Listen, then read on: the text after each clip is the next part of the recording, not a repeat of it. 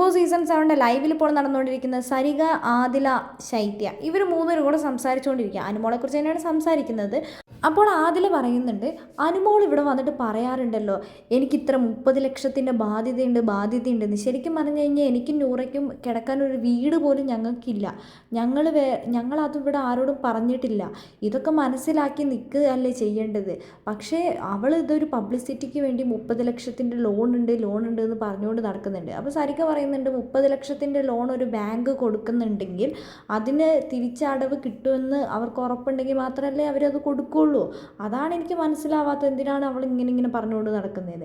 സരിക പറയുന്നുണ്ട്, അടുത്തത് എൻ്റെ ഒരു സങ്കടമാണോ വിഷമാണോ എന്താ പറയേണ്ടതെന്നൊന്നും എനിക്കറിയില്ല. പക്ഷെ അനുമോളെങ്ങാനും ഈ ബിഗ് ബോസിൻ്റെ വിന്നറായി കഴിഞ്ഞാൽ അതോടെ എല്ലാം തീർന്നെന്ന് പറയുന്നുണ്ട്. എന്താണെങ്കിലും ആ സമയത്ത് നമ്മുടെ ജിഷിൻ വരുന്നുണ്ട്. ബിൻസി അവിടെ നിന്ന് ഒരു പ്രോപ്പർട്ടി ബിഗ് ബോസിൻ്റെ അടിച്ചു മാറ്റിക്കൊണ്ട് പോകുന്നുണ്ട്. ആ സമയത്ത് ബിഗ് ബോസ് അനൗൺസ് ചെയ്യുന്നുണ്ട്.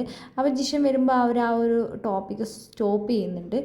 എന്താണെങ്കിലും ഈ ഫ്രണ്ട്ഷിപ്പിന് വേണ്ടിയിട്ട് പല കാര്യങ്ങളും അവൾ ഇങ്ങനെ മാനിപ്പുലേറ്റ് ചെയ്ത് സംസാരിച്ചിട്ടുണ്ട്. ഞാനും സംസാരിച്ചിട്ടുണ്ട്, അവളും കൂടുതലായിട്ടാണ് സംസാരിച്ചിട്ടുള്ളതെന്നാണ് ആദില പറയുന്നത്.